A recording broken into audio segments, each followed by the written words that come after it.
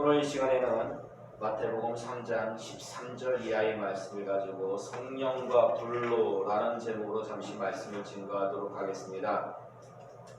오늘 본문 말씀은요, 예수님의 공생의 시작 전 세례 요한에게 세례를 받는 내용인데요.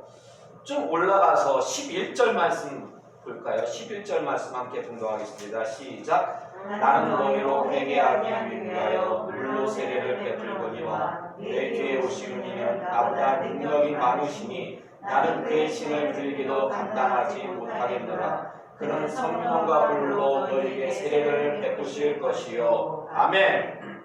그러니까 지금요, 세례 요한이 많은 사람들에게 세례를 베풀면서 뭐라고 고백하냐면요, 나는 지금 너희들에게 이 물 세례를 베풀지만 내 뒤에 오시는 분은 무엇으로 베풀 것이다? 성령과 불로 세례를 베풀 것이다 라고 그렇게 고백을 합니다. 그런데 여러분, 오늘 본문 14절의 말씀 보세요. 오늘 본문 14절의 말씀을 보시면 이제 예수님도 세례 요한 앞으로 나옵니다. 세례 요한이 많은 사람들에게 세례를 줘요. 근데 예수님도 세례 요한 앞에 나와서 세례를 받으려고 하시니까 세례 요한이 어찌해요? 말려요, 예수님을. 원어적으로 보면은요, 지속적으로 계속해서 말렸다는 뜻이에요. 한 번 말리고 만 것이 아니고. 자, 그러면은 세례 요한이 예수님을 말린 이유는 무엇일까요? 예수님도 세례를 받고자 나왔는데 세례 요한이 예수님을 말린 이유는 무엇일까요? 무엇 같습니까? 예수님이 누구인지를. 그러니까 세례 요한이 고백한 것처럼 나는 너희들에게 물로 세례를 주지만 내 뒤에 오시는 분은, 메시아는 성령과 불로 너희에게 세례를 줄 것이다. 근데 예수님이 딱 등장하니까 자기보다 훨씬 더 뛰어나신 분, 메시아의 답이 자기가 세례를 줄 수 없어가지고 그래서 말렸다라고 그렇게 우리가 생각할 수가 있어요. 근데 여러분, 요한복음 1장 33절의 말씀 볼까요? 요한복음 1장 33절의 말씀. 요한복음 1장 33절의 말씀 함께 분도하겠습니다. 시작. 나도 그를 알지 못하였으나 나를 보내어 물로 세례를 베풀려 하신 그이가 나에게 말씀하시되 성령이 내려서 누구 위에든지 머무는 것을 보거든 그가 곧 성령으로 세례를 베푸는 이인 줄 알라 하셨기에. 아멘. 자, 33절의 말씀을 자세히 보시면요, 세례 요한도요, 예수님이, 그러니까 어느 분이 메시아인 줄 알았어요, 몰랐어요? 몰랐어요. 그래서 나를 보내어 물로 세례를 베풀라 하신 그이 누구일까요? 하나님께서 나에게 말씀하시되, 성령이 내려서 누구 위에든지 머무는 것을 보거든 그가 곧 성령으로 세례를 베푸는 이인 줄 알라 하셨다. 세례 요한은요, 자기 마음대로 사람들에게 세례를 준 게 아니었어요. 하나님께서 세례 요한에게, 사람들에게 세례를 베풀라고 하셨어요. 그러면서 뭐라고 말씀하시냐면은 누구든지 간에 성령이 임하는 그분이 바로 성령과 불로 세례를 주실 메시아이다 라고 그렇게 하나님께서 말씀하셨다라는 거예요. 자, 그러니까 세례 요한은요, 예수님께 세례를 베풀기 전 예수님이 성령과 불로 세례를 베푸실 메시아인 줄 알았습니까? 몰랐습니까? 몰랐어. 왜냐면은 예수님께서 세례를 받으신 후에 세례를 받으신 후에 성령이 임했기 때문에요. 예? 세례를 받으신 후에 성령이 임했기 때문에 세례 요한은요, 예수님께 세례 주기 전에는 그분이 성령과 불로 세례를 주는 메시아인 줄 몰랐다라는 거예요. 이거는 요한복음 1장 33절 세례 요한의 고백을 통해서도 우리가 알 수 있다라는 것입니다. 자, 그렇다면 왜 세례 요한은 예수님이 세례 받으려고 하실 때 말린 걸까요? 왜 말렸을까요? 느낌으로, 어떤 느낌으로 저분은 뭔가 범상치 않다, 단지 어떤 이런 느낌 때문에. 사실 왜 말렸는지 정확한 이유가 성경에는 나오지 않아요. 그러나 우리가 성경 이곳저곳을 함께 볼 때에 우리가 어느 정도 추정을 할 수가 있습니다. 누가복음 1장의 말씀 볼까요?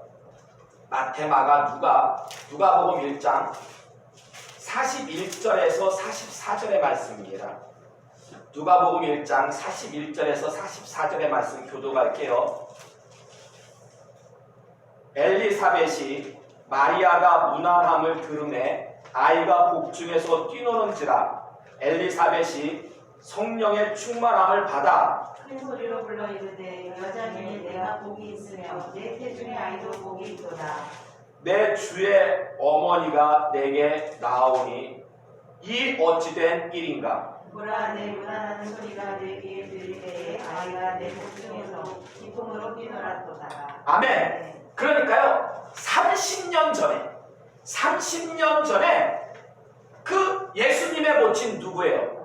마리아가 성령으로 잉태되잖아요. 가브리엘 천사가 와가지고 성령으로 잉태된 소식을 알려줬잖아요. 그래서 마리아가요, 누굴 찾아가요? 자기 친척인 엘리사벳을 찾아가요. 근데 그 엘리사벳이 누구냐? 바로 세례 요한의 모친이었어요. 당시 엘리사벳은요, 세례 요한은 임신 중에 있었어요. 임신 6개월, 6개월째 인 상태였는데 친척인 마리아가 찾아오니까 마리아의 문안 소리를 듣고 성령이 충만해가지고 뱃속에 있는 아이가 막 뛰어오는 거예요. 사실 엘리사벳이요, 이 세례 요한을 임신한 것도 성령의 능력이었습니다. 그 남편이 사가랴가 제사장이었거든요. 이 성소에 들어가서 이 분향을 할 때에 천사가 나타나서 나이가 많아가지고 애를 갖기 힘들었거든요. 그런데 아이가 가질 것을 얘기하고 그걸 믿지 못하니까 벙어리가 되게 해요. 나중에 애를 낳고 나서 그 이름을 요한이라고 지으니까 그제서야 일이 풀려요. 그러니까 이 세례 요한의 그 탄생도요, 굉장히 이적적인 거였어요. 그런데 그보다 더 이적적인 것은 친척인 마리아, 남자고 알지 못했는데 성령으로 잉태되었다라는 거예요. 근데 그 세례 요한도 하나님께서 보내신 특별한 하나님의 종이었기 때문에 뱃속에서부터 벌써 마리아 뱃속에 있는 예수님을 갖다가 보고서는 기뻐 뛰놀았다라는 거예요. 자, 근데요, 그 이후로 30년의 세월이 지났습니다. 30년의 세월이 지나면서 왕래가 있었을까요? 없었을까요? 뭐 있다 없다 성경에는 없지만은 우리가 추측할 때 그렇죠, 친척이니까 당연히 있을 수가 있죠. 그리고 사실 그 마리아가요, 성령에 잉태돼가지고 그 엘리사벳의 집에 갔을 때 얼마나 기거하는지 아십니까? 무려 3달 동안 있어요. 3달. 아무리 친척이라도요, 여름에 친척 집에 놀러가도 한 일주일이면 많이 있는 거죠. 3달 동안 있으면은요, 불편해요. 근데 성령의 임신한 두 여인이 3달 동안 하나님의 은혜 가운데, 여러분이 만약에 엘리사벳이었으면은 나중에 이 세례 요한이 자라날 때 세례 요한에게 그 얘기를 해줬을 것 같습니까? 안 해줬을 것 같습니까? 당연히 해줬겠죠. 뭐 요즘 뭐 좀 그런 게 좀 약하지만은 예전에는 뭐 태몽 같은 것도 사람들이 아주 얘기들을 많이 하고 그랬잖아요. 그런데 그런 이적적인 일들이 있었. 당연히 그 아이가 자랄 때 얘기를 해줬겠죠. 그러니까 세례 요한은 어머니한테 그런 얘기를 듣고 또 어릴 때부터 성령이 충만했기 때문에 비록 나보다 6개월 어린, 이게 서열로 따지면 예수님이 6개월 동생이에요. 그렇지만은 뭔가 정말 하나님께서 더 나보다 귀하게 쓰는 하나님의 종이다. 어떤 하나님의 선지자다. 그리고 남들은 몰라도 예수님의 형제들이라든지 다른 사람은 잘 몰라도 어릴 때 왕래가 있었다면은 어떤 성령의 능력 가운데서 둘만의 어떤 교감, 어떤 교제를 통해 가지고 정말 그분이 예수님이 메시아인 줄 확실히는 몰랐어도 나보다 하나님께서 귀하게 쓰시는 하나님의 종인 것은 확실하다 라는 아마 그런 인식이 있었던 것 같아요. 그래서 예수님께서 세례를 받으러 딱 오시니까 알렸던 거예요. 당신은 나보다 큰 하나님의 종인데 내가 당신한테, 비록 당신이 내 동생이지만은 내가 당신한테 세례를 받아야 되는데 그럼에도 불구하고 예수님께서 세례 받기를 강하게 요구하시니까 세례를 주었다라는 것입니다. 자, 그런데 여러분, 세례 요한이 베푼 그 세례 있죠? 세례 요한이 자기는 물 세례를 주었잖아요. 세례 요한이 베푼 그 세례 핵심 포인트가 뭔지 아십니까? 여러분 다 세례 받았죠? 혹시 진아 유아세례 받았어요? 유아세례 받았고, 그러면 여기는 다 세례 받았죠. 여러분 다 세례 받았어요. 뭐 유아세례는 내가 기억이 없어서 몰라요. 어찌됐든 간에 엄마가 아빠가 안고서는 다 세례를 줬어요. 그런데 기억에 있든 없든 간에 내가 세례를 받았으면 세례의 의미가 뭔지 정도는 알고 있어야 돼요. 혹시 주변에서 믿지 않는 친구가 물어봐요. 야, 교회 다니는 사람들은 세례 받는 다음에 그 전체 세례라는 게 뭐냐? 물어봤을 때 뭔가 설명을 해줘야 되지 않겠습니까? 여러분, 세례가 뭐예요? 정말 세례가 뭐니? 뭔지 어쨌든 알 것 같은데 이게 좀 구체적으로 말로 설명하려니까 좀 쉽지가 않지. 당시에 세례 요한의 세례 그 핵심은요, 누가복음 3장 3절의 말씀 볼까요? 누가복음 3장 3절의 말씀.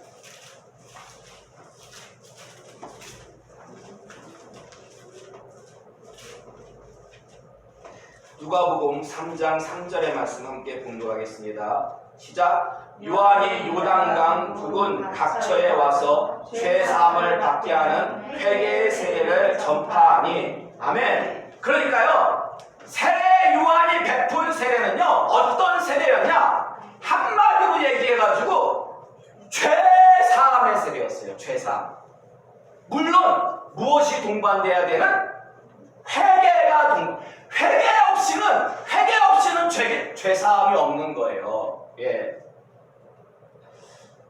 근데 여러분 보세요. 지금 세례 요한이 베푼 세례는 회개가 동반된 죄 사함의 세례였는데 예수님께서는 죄가 있습니까? 없습니까? 예수님께서는 죄가 1도 없으신 분이에요. 그렇다면은 예수님께서 세례 요한의 세례를 받으실 필요가 있습니까? 없습니까? 없죠! 없죠! 그럼 왜 예수님께서는 굳이 말리는데도 불구하고 굳이 세례 요한의 세례를 받으신 이유가 무엇일까요? 하나님의 뜻이니까. 그러니까 그 하나님의 뜻이 뭐냐고요? 그냥 받진 않으셨겠죠. 시야라는 걸 이제 성격적으로 이제 드러내는 거. 예. 어떤 그렇죠. 여러 가지. 사실 그 이유에 대해서 여러분이 말씀하신 거 포함해가지고 학자들은 몇 가지 그렇게 이유를 찾습니다. 그런데 그 중에 한 가지는요, 제가 벌써 말씀드렸어요. 굳이 예수님께서 죄가 없으신데도 세례 요한의 세례를 받으신 이유 한 가지는 벌써 제가 설교 시간에 말씀드렸어요. 그게 뭘까요? IQ가 좋으신 분들은 좀 눈치채셨을 거예요. 공부 잘하는 거하고 IQ 좋은 건 별개예요, 여러분. 예. 제가 설교 시간에 지금 말씀 벌써 드렸는데, 그렇죠. 하나님의 아들임을 알리기 위해서. 예? 그러니까 아까 우리가 말씀을 살펴봤지만은 하나님께서 세례 요한에게 말씀하시기를 성령이 내려와서 머무는 것을 보게 되면은 바로 그가 성령과 불로 세례를 베푸는 하나님의 아들 메시아임을 알 것이다. 그래서 예수님께서 그 하나님의 말씀을 이루시기 위해서 그래서 세례를 받으신 거예요. 세례 요한에게 확실하게 예수님이 누구인가를 알려주시기 위해서 세례를 받으신 것입니다. 자, 그리고 또 한 가지 이유는, 분명한 이유는요, 오늘 본문 15절의 말씀 보세요. 오늘 본문 15절의 말씀 보시면은요, 예수님께서 뭐라고 말씀하시냐면요, 세례를 요구하시면서 이제 허락하라. 우리가 이와 같이 하여 모든 의, 여기서 말하고 있는 이 의는 세상의, 사람의 의가 아니고 누구의 의? 하나님의 의를 이루는 것이 합당하다. 하나님의 의를 이루기 위해서, 하나님의 의를 이루기 위해서. 그렇다면은 예수님이 세례 받으신 것과 하나님의 의는 도대체 무슨 상관이 있는 걸까요? 무슨 상관이 있는 걸까요? 사실 이제 이 말씀이 조금 어려운 말씀일 수가 있어요. 조금 어려운 말씀일 수가 있는데, 누가복음 12장 50절의 말씀 볼까요? 누가복음 12장 50절의 말씀.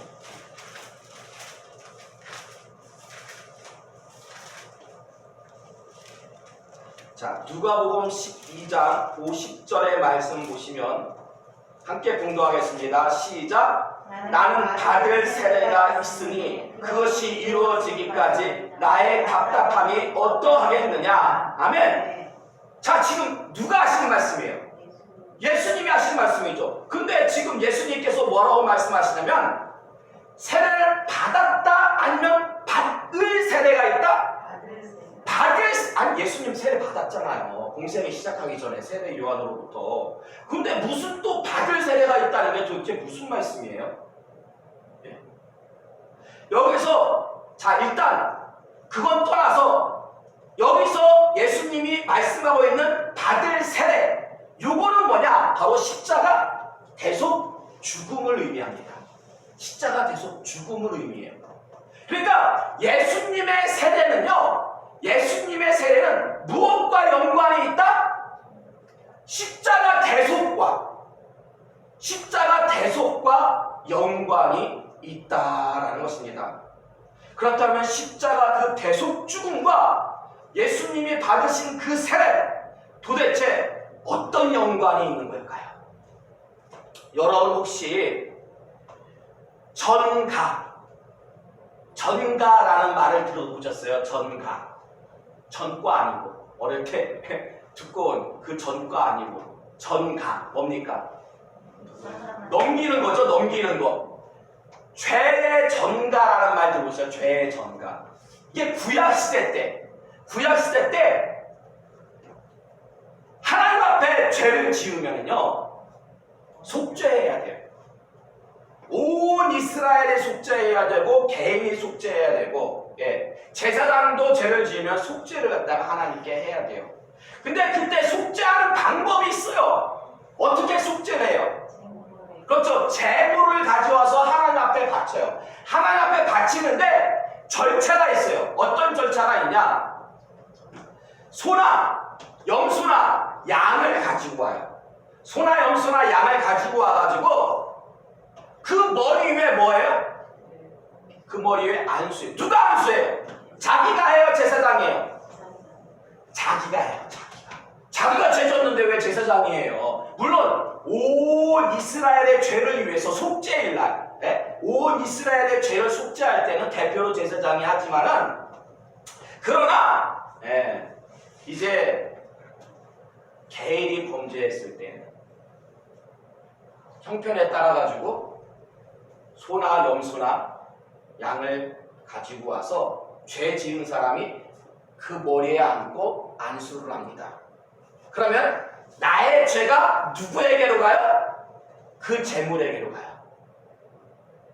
그래서 그런 다음에 그 제물을 하나님께 바치는 거예요. 그런데 한 번 바쳤다고 해서 끝나는 걸까요? 아니면 다음에 죄 지으면 또 바쳐야 될까요? 죄 지을 때마다, 네? 죄 지을 때마다. 그러니까 재산이 한 번 소 한 마리 몇백만 원씩 해요. 이거 최소한 염소 양 한 마리도 50만 원 이상이 넘어요. 그런데 이게 일주일에 한 번씩만 죄를 져도 1년이면 얼마예요? 이게요 돈이 없어서도 죄를 못 져. 네. 근데 예수님께서는 단번에 우리 죄를 사하셨다라는 거예요. 사하셨다라는 거예요. 그래서요, 저는 이 예수님께서 세례 요한에게 받으신 이 세례 있잖아요. 이 세례 요한에게 받으신 이 세례가 일종의 죄 전가 의식이었다고 봅니다. 죄 전가 의식이었다고. 예. 이렇게 추측할 수 있는 근거는 지금 예수님께서 말씀하셨잖아요. 나의 받을 세례, 이미 받았지만은 그 세례를 받았지만은 그 세례와 받을 세례는 다 연관이 있는 거예요. 십자가 대속 죽음이라는. 예? 그리고 요한복음 1장 29절의 말씀 볼까요? 요한복음 1장 29절의 말씀. 요한복음 1장 29절의 말씀 함께 공독하겠습니다. 시작. 이튿날 요한이 예수께서 자기에게 나오심을 보고 이르되 보라 세상 죄를 지고 가는 하나님의 어린 양이로다. 아멘. 자, 그 이튿날이었어요. 예수님께 세례 베푼 이튿날 예수님을 보고 세례 요한이 뭐라고 고백을 합니까? 보라! 세상 죄를 지고 가는 하나님의 어린 양이다. 그럼 그 전날에는 뭐라고 돼 있어요? 전날에는 아무런 고백도 없었어요. 예수님께서 자기에게 나아올 때 세례 요한이 아무런 고백 없었어요. 왜요? 예수님이 메시아인 줄 몰랐잖아요. 근데 세례를 베풀고 나서 성령이 임함을 보고 보라! 세상 죄를 지고 가는 하나님의 어린 양이다. 예? 이런 고백을 지금 세례 요한이 하고 있다라는 거예요. 그러니까 확실하게 예수님의 세례, 예수님이 받으신 그 세례는요 십자가 대속 죽음, 죄 전가 의식을 통해 가지고 예수님께서 세상의 모든 죄를 다 짊어지시고 십자가에서 달려 돌아가셨기 때문에 우리가 죄 사함을 받을 수가 있다라는 것입니다. 근데 여러분 보세요. 성경에 우리가 지금 이 사복음서 여기저기를 이렇게 살펴보면서 성경을 좀 읽었는데 성경 전후 문맥을 놓고 볼 때에 세례 요한이요 이튿날 예수님께서 자기에게 나올 때 보라 세상 죄를 짊어지고 가는 하나님의 어린 양이다 라고 고백하는 게 자연스럽습니까? 보라 하나님의 아들이다. 보라 성령과 불로 세례를 주시는 분이다. 어떤 게 더 자연스럽습니까? 두 번째 거죠. 왜냐면은 세례 요한은요 세례를 베풀기 전에 예수님에게 세례를 베풀기 전에 어떤 죄에 대한 언급은 없었어요. 세상 죄에 대한 언급은 없었어요. 나보다 능력이 뛰어나신 분 메시아가 오셔가지고 너희에게 성령과 불로 세례를 줄 것이다. 이것만 강조했어요. 그런데 예수님께서 세례를 주고 난 후에는요 그 고백은 감쪽같이 사라져요.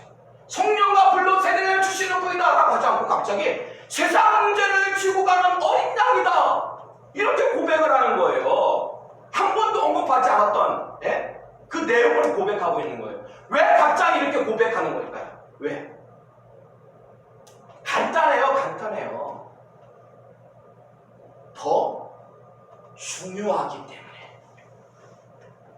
지금 세례 요한이 보니까요 예수님께서 그러니까 세례 요한도요 예수님께 세례를 주고 나서 하나님께서 깨달음을 주신 것 같아요. 이분이 성령과 불로 세례를 주기에 앞서 우리의 모든 죄를 담당기 위해 오신 분이구나. 하나님께서 아들을 주신 이유가 우리의 죄를 담당케 하시려고. 그걸 깨닫기 때문에 그게 너무나 중요하기 때문에 그거 없으면요 성령과 불로 주는 것도요 의미가 별로 없어요. 먼저 예수님께서 우리의 죄를 갖다가 담당하신 거 이게 중요한 거예요. 이게 그래서 그 중요한 정말 예수님의 그 세례는 우리의 죄를 담당하기 위해서 받으신 세례였다 라는 것입니다. 자, 결론의 말씀을 드리도록 하겠습니다. 사실 세례 요한의 세례나 오늘날의 세례나 물 세례 있잖아요. 물 세례는 다 같은 의미를 가집니다. 같은 의미가 있어요. 첫 번째는 뭐예요? 죄사함, 죄 씻음. 근데 여러분 이걸 아셔야 돼요. 우리가 세례를 받음으로 우리가 죄사함을 받는 것은 예수님께서 우리의 모든 죄를 담당하셨기 때문에 예수님께서도 세례를 받으심으로 그 우리의 모든 죄가 그러니까 이게 세례라는 것이요 엄청난 중요한 연결고리예요. 우리는 세례를 통해서 죄사함을 받지만 예수님께서는 세례를 받으심으로 우리의 모든 죄를 담당하셨다라는 거예요. 그러니까 세례의 첫 번째 큰 의미는 뭐다? 죄사함. 그리고 두 번째는요 그 세례를 통해서 예수님과 우리가 하나 되었다. 연합이 되었다라는 거예요. 연합이 되었다라는. 단지 예수님께서 죄를 감당하시고 돌아가신 것이 아니라 그 세례를 통해서 예수님과 내가 하나가 되었다라는 거예요. 로마서 6장 3절에서 4절의 말씀 볼까요? 로마서 6장 3절에서 4절의 말씀.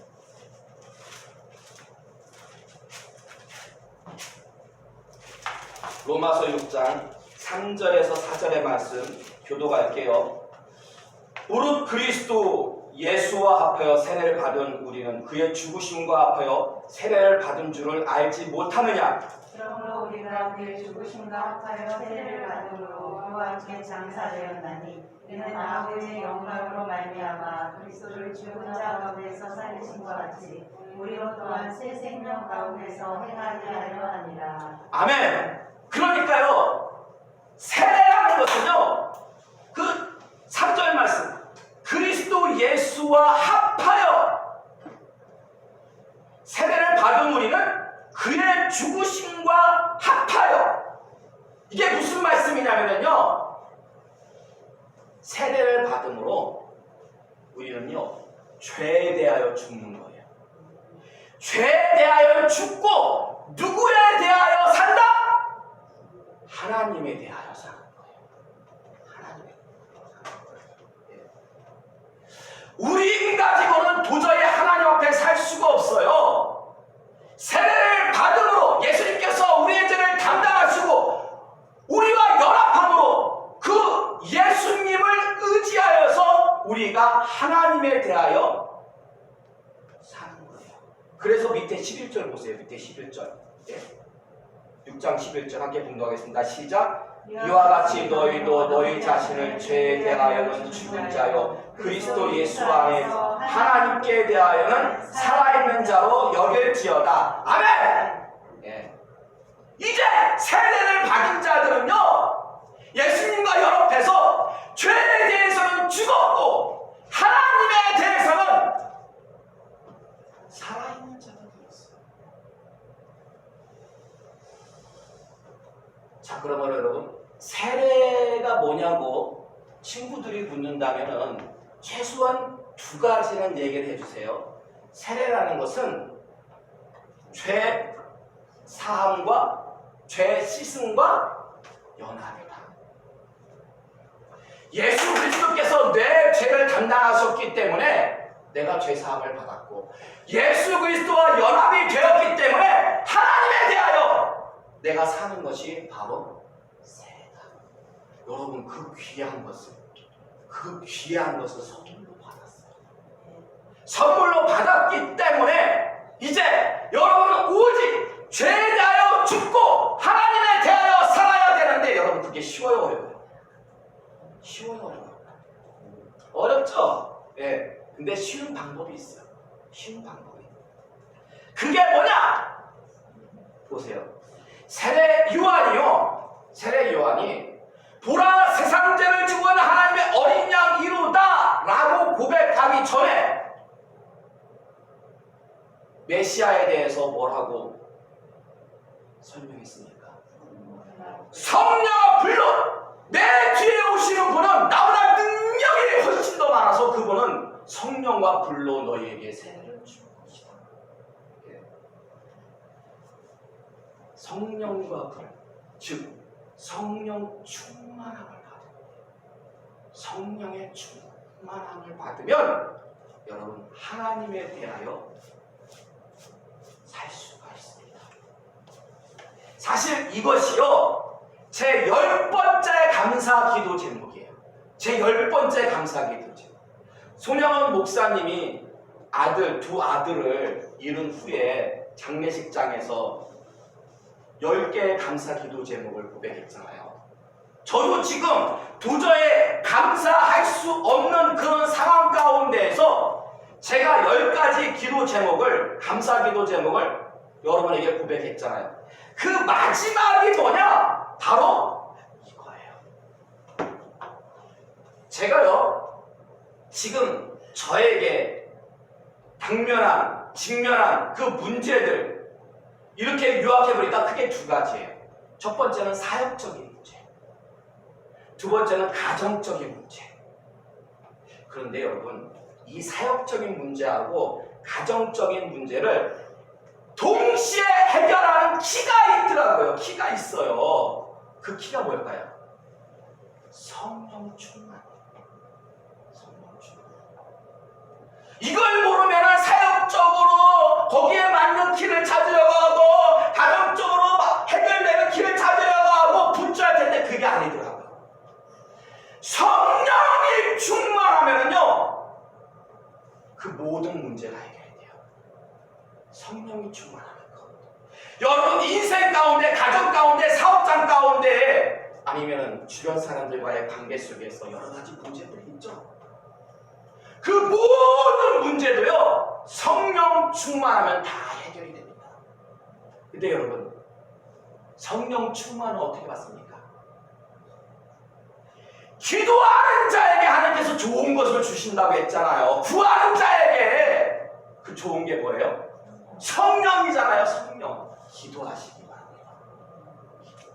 하나님께서 저를 왜 안양으로 이끄셨는지 이제 10번째 기도 제목을 고백하다 보니까 깨닫게 됐어요. 네. 요즘 코로나 때문에 제가 정말 20년, 30년 전부터 청년 때부터 이 갈매산 기도원을 알았어요. 갈매산 기도원을 알아가지고 제가 목회하면서는 정말 자주 왔어요. 그런데 이 코로나19로 인해 가지고 사회적 거리가 실시되면서 한 2, 3주 됐나요? 제가 간 날이 마지막 날이었어요. 기도원 이제 집회하는, 그러니까 원장님이 나와가지고 내일부터는 비대면으로, 대면 예배를 못합니다. 비대면으로 하겠습니다. 유튜브, 지금 그래서 유튜브로 하루에 딱 한 번 예배를 드려요. 하나님께서 안양으로 인도하시고 그래서 기도원 가서 열심히 기도했는데 어라? 이제 기도원 못 가네? 어디 가야 돼? 산으로 가야죠. 산으로. 네? 산으로. 네?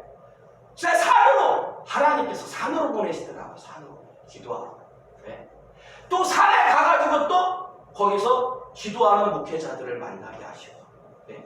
기도하는 사람들을 만나게 하시고, 네? 그래서 예수님도 산에서 기도하셨잖아요. 예전에 정말 한국 초대교회 때 능력이 많으신 분들, 그분들 다 보면요, 기도해서 대부분 산에 가서 기도하면서 성령의 능력을 받고 정말 한국교회 부흥의 큰 일꾼으로 쓰임 받지 않았습니까? 비록 이 삼성산이 통일신라 시대 때 원효, 의상, 윤철 이 세 사람이 올라가서 거기서 움막 짓고 돌을 닦아가지고 그래서 있는 절이 삼막산, 삼성, 성인성자를 쓰는 거예요. 삼성, 그 세 명을 기르기 위해서 삼성, 안양, 이 안양이 금각정토예요. 이게요 불교에서 나온 지명이에요. 쉽게 말하면 안양이. 그러니까 이 안양은요 정말 몇백 년 전부터 불교 세력이 강한 곳이었어요. 근데 하나님께서 이제 저를 이곳으로 보내서 산에 올라가서 고승들이 독닦던 그 산에 가서 무엇을 받게 하시려고? 성령의 충만함을 받게. 그러니까 지금 이거는요 제가 볼 때 단순히 사역적인 문제, 가정적인 문제만 있는 것이 아니라 정말 하나님께서 이 안양 수백 년 전부터 정말 불교의 세력권에 있던 이 안양을 구원하시기 위함이 아닐까. 물론 하나님께서 넌 제 생각이니까 저에게 또 다른 곳을 허용하시면 가라 하시면 어디든지 악을 골짜기라도 저는 가야 되겠죠. 어디 됐든 간에 지금 중요한 것은 어디 가서 사역하는 것이 아니라 무엇 받는 게 중요하다? 성령의 충만함을 받는 것이 중요해요. 여러분 정말 감사하더라고요. 제가 교회에서, 동인교회에서 나오지 않았다면, 저희 가정에 이러한 문제가 생기지 않았다면 제가 산에 가서 그렇게 하나님 앞에 매달렸을까? 기도원까지는 갔을지도 몰라도 산에까지는 글쎄 안 기어 올라갔을지 모르겠어요. 근데 하나님께서 정말 원하시는 것 같아요. 저를 그 한 길만 남겨두시고 그 산기도 그거 하나만 남겨놓으시고 저를 그리로 부르시는 것 같아요. 마지막 10번째 감사기도 드립니다. 근데 하나님께서 그 성령과 불을 저에게만 주실까요? 아니죠. 여러분 우리의 만남은요 누가 알았어요? 전우사님 가정하고 우리가 동인교회 나오면서 한 번도 연락 안 했잖아요. 이렇게 같이 함께 예배 드릴 줄도 몰랐잖아요. 전혀 몰랐어요. 그런데 하나님은 하셨어요. 언제부터? 창세전부터 미리 하나님께서는 계획하고 예비하셨어요. 그래서 지금 우리를 만나게 하시고 같은 기도 제목 하에서 기도하게 하시고 그리고 부족한 중에 입술을 통해 가지고 여러분에게 증거케 하시고 지금 하나님께서 성령과 부르며 저에게만 주시는 것이 아니라 분명히 여러분들에게도 주실 겁니다. 그래서요 무언가 하나님께서 정말 우리 조그마하지만 상막마을교회 통해서 큰 역사를 이루실 것 같아요. 그 놀라운 역사의 주인공들이 되시길 바랍니다. 주님 앞에 서는 그날까지 정말 더욱더 간절히 이제 성령과 불, 성령 충만을 사모하고 간구하심으로 하나님의 창세전에 미리 계획하시고 준비하신 그 모든 일들이 우리가 도구가 되어서 성령의 도구가 되어서 정말 원활하게 다 진행될 수 있도록 그런 귀하고 복된 하나님의 자녀들 다 되시기를 주님의 이름으로 축원합니다. 이 시간 우리 함께 기도하기를 원합니다. 주신 말씀 기억하시면서요 결국 이거였습니다. 하나님께서 우리에게 문제를 주시고 하나님께서 우리를 모으신 이유는요 우리에게 성령 충만을 주시기 위함이었습니다. 받기까지 정말 다락방에서 그 제자들이 모여서 성령 오순절날 성령 받기까지 사모하여 간구했듯이 우리가 간구하기로 합니다. 다시 한번 예루살렘 초대교회의 부흥이 한국 초대교회의 부흥이 저희들을 통해서 이 상막마을 교회를 통해서 일어날 수 있게 달라고 합심해서 기도하기로 합니다. 함께 기도하시겠습니다.